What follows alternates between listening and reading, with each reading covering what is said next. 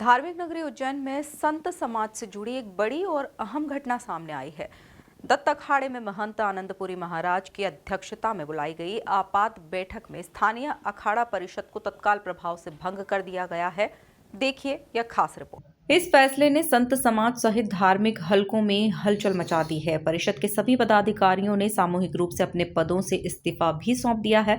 इस निर्णय के बाद महंत डॉक्टर रामेश्वर दास अब स्थानीय अखाड़ा परिषद के अध्यक्ष नहीं रहेंगे। देखो, इस विषय में मुझे कोई जानकारी नहीं है। अखाड़ा परिषद के किन महात्माओं ने इस्तीफा दिया है, मेरे पास तो कोई इस्तीफा नहीं आया और न मेरे कोई जानकारी। मीडिया के माध्यम से जरूर पता पड़ा कि यहाँ पर जो है इस्तीफा दिया है इस स्थानीय अखाड़ा परिषद से। तो ये हमारी 2002 से रजिस्टर्ड संस्था थी और उसमें अलग अलग जो है अध्यक्ष रहे हैं।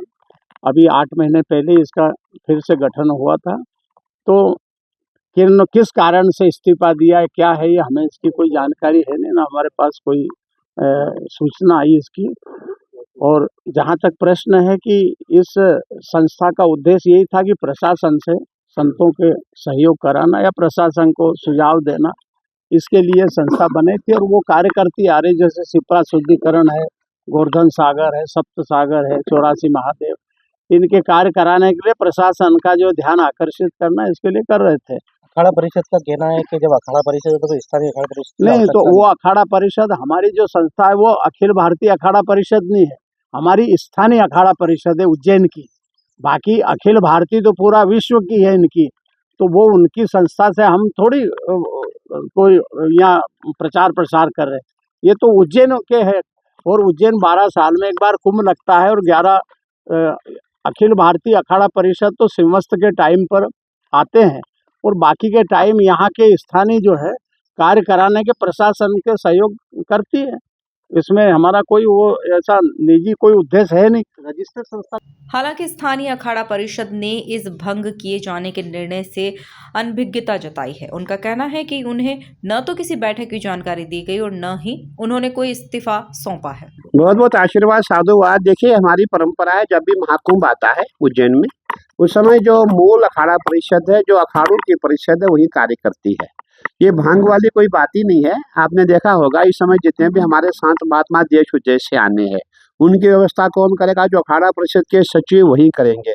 और ये परंपरा हमारी अभी की बात 2016 में भी ऐसे हुआ था, 4 में भी ऐसे हुआ था, इसलिए कोई बड़ी बात नहीं है। हमेशा मेले में चलता रहता है। नहीं, उनकी कोई अपनी निजी संस्था नहीं, संस्था सब अखाड़ों की है ना, किसी एक व्यक्ति की संस्था नहीं है।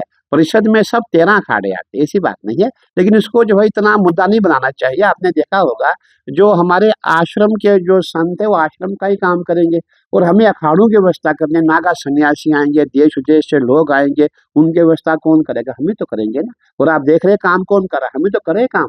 आप इतने सालों से कौन आ रहा? मैं ही तो आ रहा हूँ। लेकिन आप 2-2 जगह अधिकारी जाएं तो वो अच्छा नहीं होगा ना। मैं कुछ और बोलूंगा, वो कुछ और बोलेंगे। इसीलिए ये पहले से नियम बनाया गया है कि जब भी कुंभ होगा उस समय जो हमारी मूल अखाड़ा परिषद है वही काम करेगी। कुल मिलाकर देखा जाए तो उज्जैन में आयोजित होने वाले आगामी सिंहस्थ को लेकर यह निर्णय महत्वपूर्ण माना जा रहा है। संत समुदाय के भीतर इस घटनाक्रम पर कई तरह की प्रतिक्रियाएं देखने को मिल रही हैं। Bureau report, MP news, Ujjain.